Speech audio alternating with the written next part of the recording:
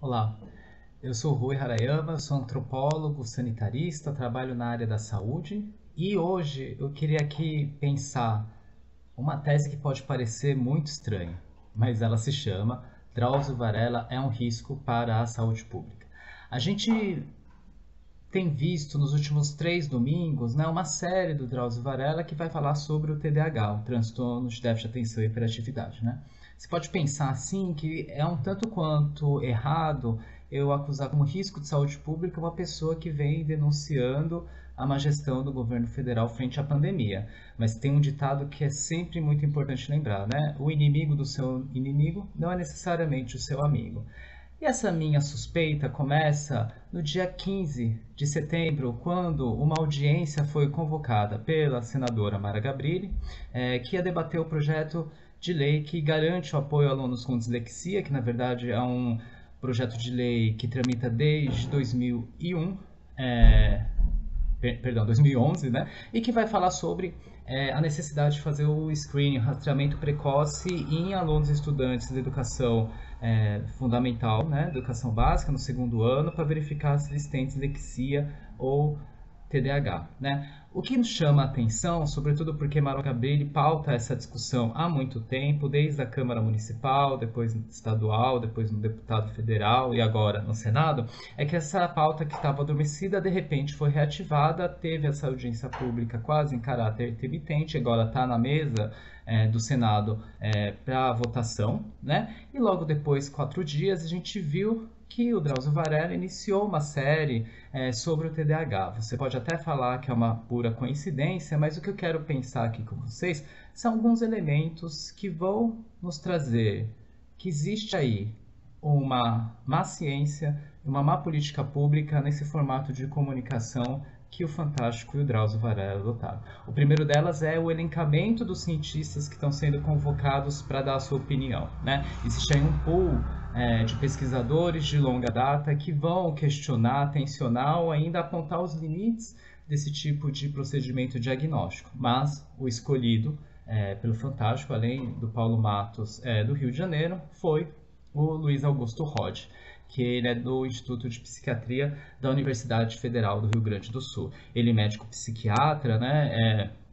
Foi uma das pessoas que tiveram dentro da reformulação do DSM-5, onde houve uma flexibilização ainda maior nas categorias para conseguir fechar o quadro diagnóstico do TDAH. Por que isso pode parecer um tanto quanto peculiar? E eu quero chamar a atenção. O TDAH ele vai surgir no mundo ocidental principalmente depois do anúncio da década do cérebro em 1990 por George W. Bush. Isso iniciou uma série de reformas no modo como o Ocidente entende a mente, principalmente com o advento das neurociências, né? E aí, o que esse grupo vem defendendo é que é necessário que a psiquiatria se torne científica e, para isso, você se afaste dos marcadores subjetivos no processo diagnóstico, né? Então, a psiquiatria como um todo vai se afastando cada vez mais das teorias da mente, que foi fundada por Freud, né? Mas é uma longa tradição escolástica, e vai se associando aos marcadores biológicos, e com isso eles vão tornando como fato científico que eles vão chamar de desequilíbrio químico por conta da sinapse dos neurotransmissores. Bom, já existe um tanto quanto estudo crítico que vai apontar que desequilíbrio químico, na verdade, é um efeito das drogas que são ofertadas e não a causa que causa a depressão ou outros problemas, transtornos, né? E essa discussão entre o que é causa e o que é efeito é muito frágil e tênue, sobretudo nas doenças que têm causa ou locus, principalmente no cérebro, né? E isso é muito interessante a gente pensar também como existe toda uma tradição de pesquisas que tentam controlar o cérebro da pessoa ao longo da história. Bom, isso não é o mote desse vídeo aqui, é só para tentar pensar o quão peculiar é, porque o Luiz Augusto Rode, ele é o coordenador desse programa de transtornos de déficit de atenção e hiperatividade do Hospital das Clínicas de Porto Alegre, ligado à URGS, e que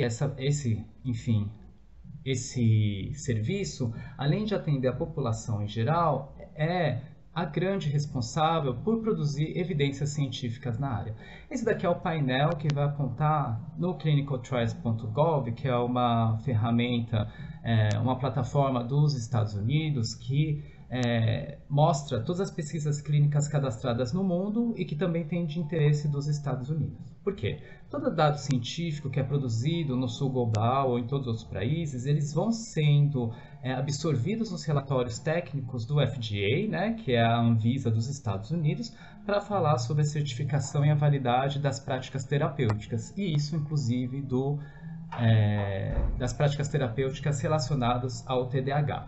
E eu gostaria de chamar a atenção que das 24 pesquisas cadastradas nos Estados Unidos, 17 são de Porto Alegre e do grupo do Luiz Rode. Então, já no início, é importante pensar por que a escolha só desse grupo e a escolha especificamente dessa retórica de dizer que existe um grande apagão de pessoas não diagnosticadas com TDAH, né? E aí, o que me chama ainda mais atenção é essa defesa que ele fez do tratamento de primeira linha, né? Então, a gente tem essas classes de medicamentos controlados, principalmente dos psicofármacos em geral. Você teve uma primeira geração, que eram de formulações com efeitos colaterais mais graves, né? Ou mais, enfim, com efeitos de curta duração. Depois você teve a segunda, com um pouco maior de capital de conhecimento e elaboração, e agora os tratamentos de primeira linha, né? E aí o valor é inversamente proporcional. Quanto mais top de linha, né? Quanto mais primeiro na linha, mais caro é esse tratamento.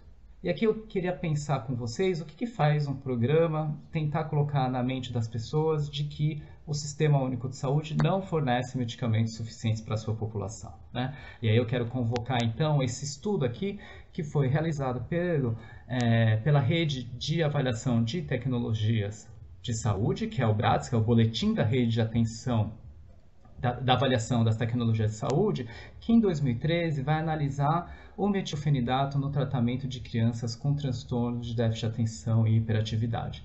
Lá em 2013, o que foi observado? É que dos estudos que existiam, havia limitações metodológicas. E com isso, a avaliação do efeito do metilfenidato para TDAH deve ser cautelosa, né? E eles aconselham que é necessário diagnosticar corretamente os pacientes e encontrar um equilíbrio entre os benefícios e riscos antes de iniciar a administração de metilfenidato em crianças e adolescentes, especialmente quando o tratamento é de longo prazo.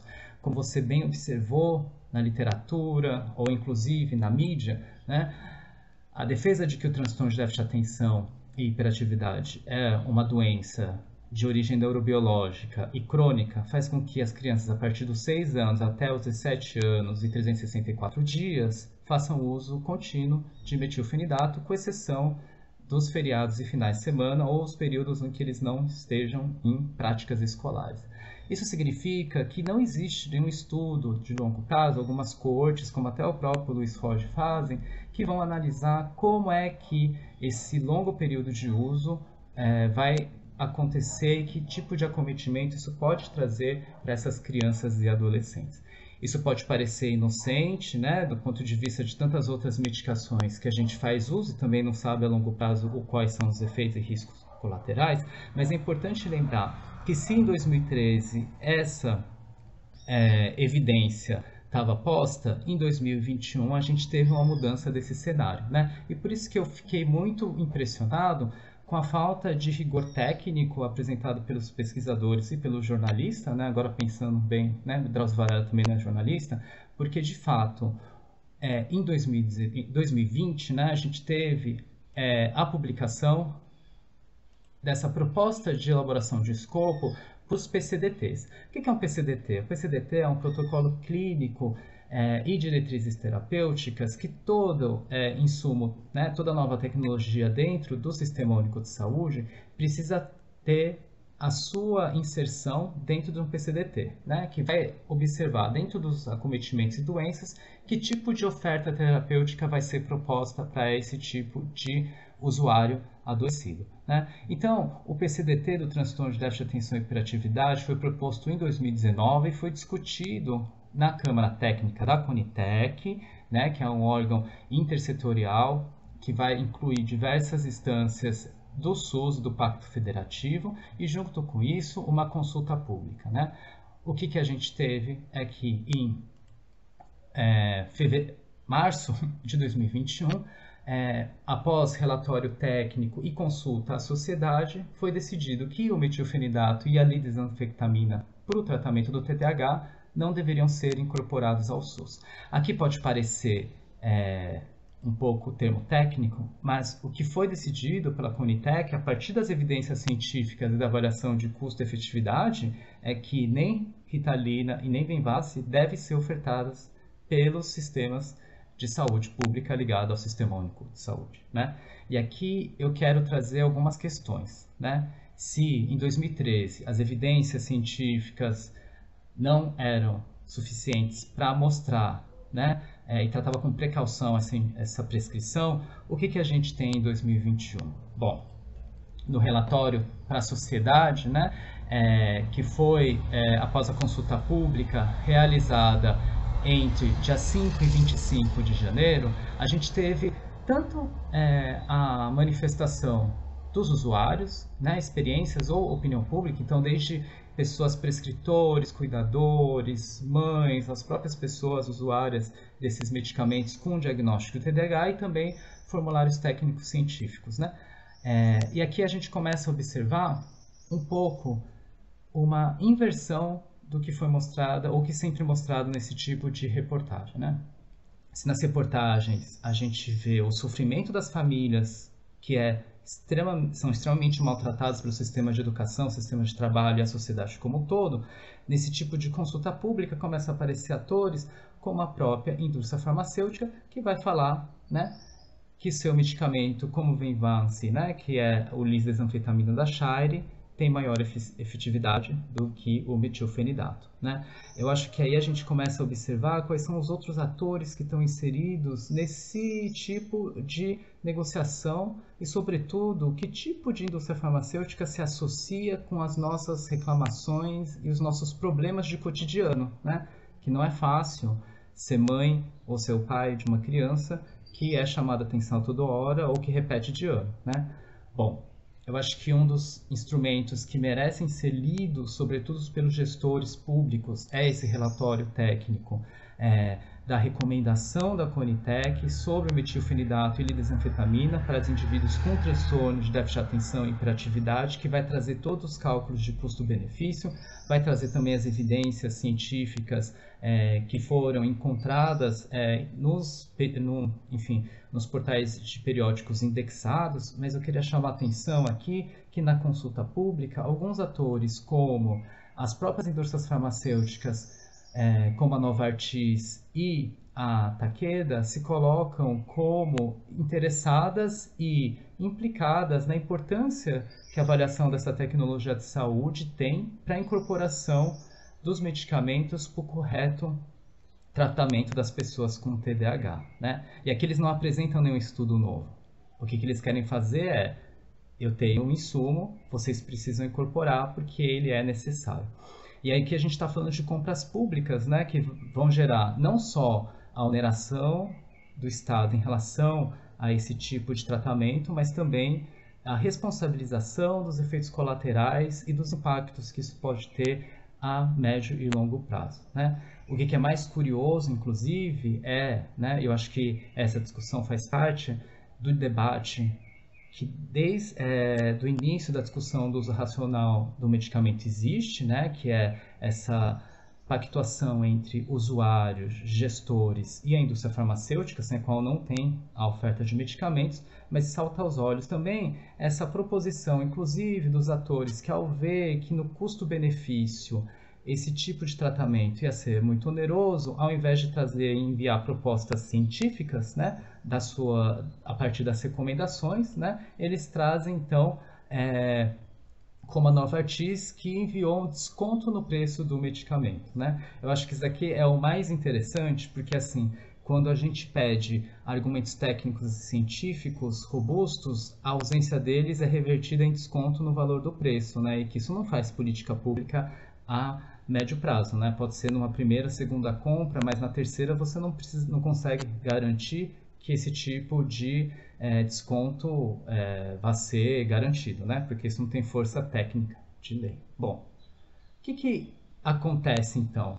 Mesmo depois de 8 anos, o relatório da Conitec, que não foi citado em nenhum momento pela reportagem, nem por Luiz Rod, que conhece esse tipo de trabalho, nem pela Associação de Déficit de Atenção, que conhece esse trabalho e, inclusive, mobilizou grande parte dos seus usuários a manifestarem pela incorporação, e nem pela equipe do Drauzio Varela, vão ler essa recomendação final.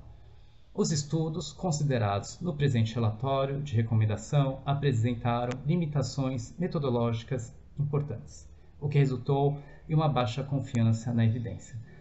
Depois de quase 10 anos da tramitação desses projetos, da incorporação do metilfenidato no ensino fundamental das escolas particulares e dos municípios de vários estados por medida judicial, ainda os pesquisadores que defendem esse tipo de prática não conseguem trazer dados robustos da sua efetividade nem o monitoramento de longo prazo dos efeitos que podem existir para a população brasileira e para as nossas crianças e adolescentes. E que eu acho que isso mais grave ainda é que, inclusive, as pessoas implicadas nessas pesquisas não conseguem trazer para a gente dados de coorte de significância nacional, quando eles dizem que esse é um transtorno que atinge toda a população brasileira, independente de raça e etnia, né? Enfim, depois eu posso contar outros bastidores, inclusive das pesquisas que são feitas em territórios indígenas e quilombolas incidência e prevalência do TDAH. Eu acho que aqui me coloco uma grande pergunta que a gente tem que refletir. Qual que é o interesse de uma sociedade que brinca com o sofrimento de famílias que não se veem acolhidas pela escola? Né? Qual é o sentido que é dito, enfim, qual é a mensagem que se passa quando o programa de TV diz que você, medicado, curado, tratado, fazendo terapia toda semana, com psicoeducação, psicoterapia e medicação, pode virar um artista, né? Eu acho que a gente tem aí um viés, ou ainda uma inversão do que a gente entende por uma sociedade inclusiva com debate público, onde a diferença não se torne doença, né? Eu acho que assim, no nosso cotidiano de trabalho, como docente, pesquisador, o que a gente mais tem é a diversidade de temperamentos, de pensamentos, né? Essa pluralidade de visões de mundo é que faz a vida ter esse brilho que tem. Agora, por que será que então interessa tanto essa necessidade de normatizar e a partir de um diagnóstico e de um controle, mesmo que seja mínimo, pelo post-it com mensagem de boas energias, né, vença o TDAH, a gente vai ter acesso a novos tratamentos ou novas formas de poder estar no mundo, né? Eu acho que existe aí uma questão muito importante que a gente precisa pautar. A gente precisa pautar, sobretudo, como que esse tipo de programa vem cooptando as nossas vidas, né?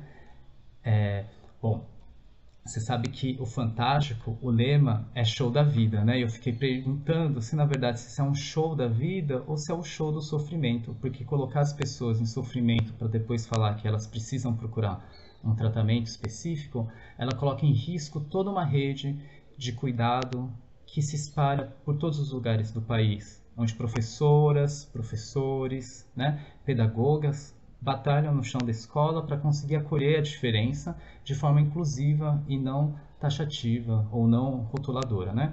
E aí eu acho que existe aí implicado uma incoerência, né, e uma desonestidade moral e intelectual, sobretudo da Varela, não esperaria isso do Rod, com quem a gente tem um diálogo tem só um tempo, mas que vem aqui nesse vácuo deixado pela pandemia e pelo desastre de um governo, tentar emplacar novas farmacoterapias dentro do Sistema Único de Saúde e, sobretudo, não conseguindo imaginar que nenhuma criança sairá normal dessa pandemia. Nenhuma criança vai sair quieta ou ainda nenhuma criança vai conseguir ter concentração. A gente, o ser humano, não é maquínico, né? Isso a gente sabe. Agora, observar como o desenvolvimento infantil tem múltiplas formas de ser, essa é uma obrigação da sociedade como um todo. Bom, era isso. E aí, que você me diz? Eu vou deixar os links dos documentos e a gente vai precisar pressionar de novo o Senado para barrar esse projeto de lei, que além de colocar novas competências para o professorado e para o Sistema Único de Saúde, inverte a lógica do cuidado para a lógica do controle.